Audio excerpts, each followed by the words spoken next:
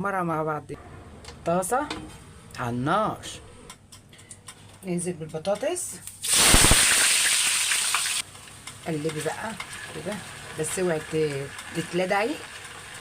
نطلع بقى البطاطس، ننزل بالبتنجان،